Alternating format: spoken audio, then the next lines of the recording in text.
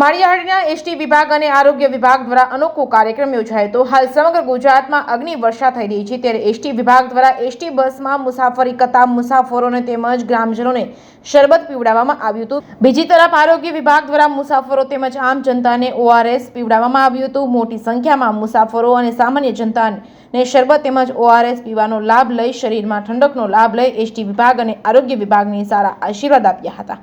આ કાર્યક્રમમાં માળિયાહાટીના સરપંચ જીતુભાઈ સિસોદિયા, મહેન્દ્રભાઈ ગાંધી, એસટી વિભાગના કર્મચારીઓ, આરોગ્ય વિભાગના કર્મચારીઓ ઉપસ્થિત રહ્યા હતા। જેકેએસની ગુજરાતી સાથે પ્રતાપ સિસોદિયા, માળિયાહાટીના। છે હું આરોગ્ય વિભાગમાંથી આવું છું અને આજના આ પ્રોગ્રામ અંતર્ગત વાત એ કરવાની થઈ છે કે આપણે અત્યારે ગરમીનો જે કાળઝાળ વધતો જાય છે એમાં અમારા તરફથી ORSની સહાય આપવામાં આવે છે। ORS મતલબ કે એનાથી ગરમી અટકે અને મુસાફરોને જે ચક્કર આવે છે, ગરમીના લીધે કંઈ પણ થતી પ્રોબ્લેમ થાય છે એમાં રાહત મળી શકે એના માટે આજે અમે અહીંયા ORSનું દ્રાવણ બનાવી અને મુસાફરોને અમારા દ્વારા પીવડાવવામાં આવ્યું છે।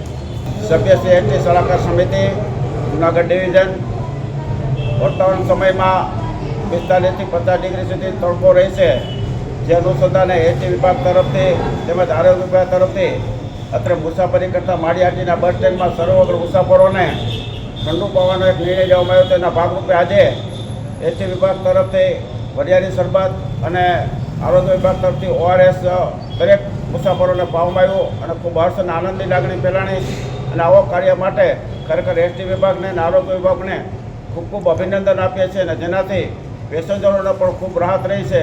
આવું કાર્ય દિન પ્રતિદિન થતું રહે, જ્યાં સુધી ઉનાળો છે ત્યાં સુધી એવી અપેક્ષા રાખીએ છીએ। તેના કાર્યક્રમની સફળતા શુભેચ્છા સાથે એસટી વિભાગને અને આરોગ્ય વિભાગને ખૂબ ખૂબ શુભેચ્છા પાઠવી અભિનંદન આપીએ છીએ।